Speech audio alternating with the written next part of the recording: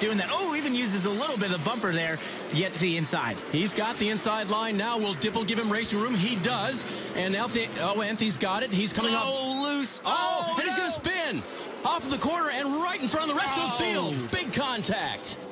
Oh, this is not what any of these teams wanted to see. The track blocked. It's a very narrow speedway and nowhere to go. Brandon McReynolds rolls by in the 74, heavily damaged.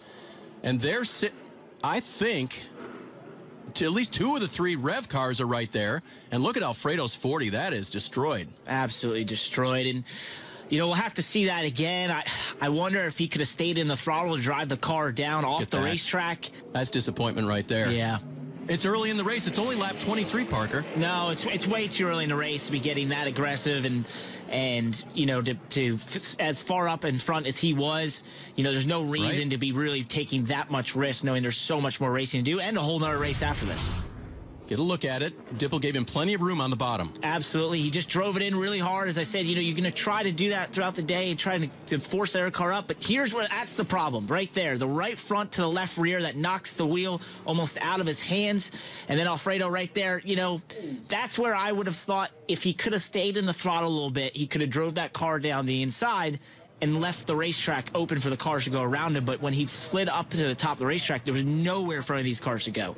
And Parker, what's the feeling he's getting here fighting for control? Well, at that point, he knows he overdrove the corner. He's trying to hold on to it. He gets him to it once, and then when he hits that tire-to-tire contact, that just knocks the car down.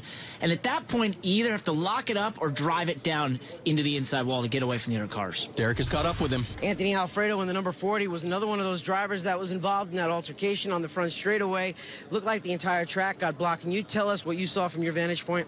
Yeah, I was racing with the 54. I was trying to go easy because we were only about 20 laps into the race, so I was trying to get by him without being rough or anything like that. And I finally got a run after like working on him for about 5 laps, and we went down into 3 and 4. And you know, he held me tight a little bit. We're racing hard for a top 3 spot right there, and I got loose on the bottom inside of him when I crossed when I was underneath him, and it slid up because of the apron. And I tried to save it, and I kind of gathered it back up, but we hit each other, and then he got loose too, and we were both sideways. So by the time I got off of him, we both straightened back out, but my car went into his, and then I bounced off him. So I just locked him down at that point because I was going around, and I had him locked down, but I still slid up the racetrack, and people came piling in.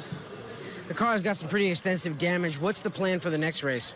We're going to roll out the backup and just start fresh. Hopefully we can have a good run because I felt like we had definitely a top 3 car at the least, maybe a winning car. So hopefully this car, we can, you know, get the setup right on it for this next race and see what we can do. Hopefully we can come out with a win and just make up for it. But I hate it for the guys. It's really rough so far this year besides Langley, and I just hate it. I don't know what really happened there, if I was too aggressive or not. I didn't feel like it. I felt like it was just a racing deal, getting loose on the bottom and just trying my best to stay off of them. But we'll see what we can do here and just we get another shot at it tonight. Dave, the 40's going to a backup car for race 2.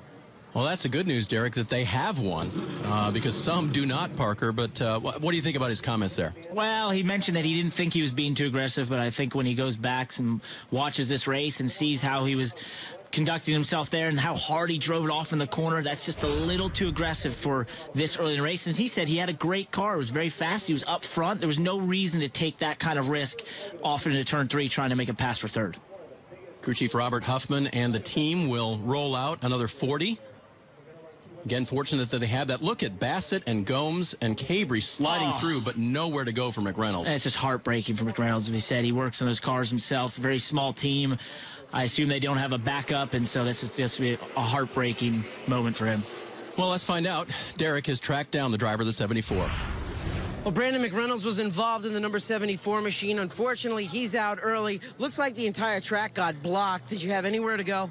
No, I don't really know. It's just one of them deals. I'm not surprised. I mean, when you qualify behind the squirrels, you're going to end up getting wrecked by them. So just everyone being pretty impatient there at the beginning, but that's on us for qualifying so bad. We should have been up front. We had a good car. I mean, just kind of riding right there. We picked off a couple spots, and we got to be better than that. So I'm not surprised we're wadded up. Just that's what happens when you race against a bunch of guys that don't know what they're doing. So it is what it is.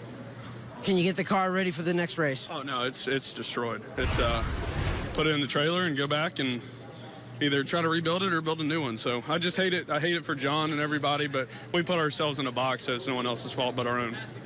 Tough break for Brandon McReynolds. You can hear the dejection in his voice.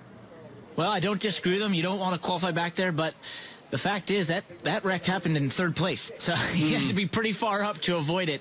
I know it's just frustration there. As we said, he works so hard to be able to do these races, and to have a race get taken away from you like that is just heartbreaking. Under the red flag, we'll get the green back out and go racing at South Boston in a moment.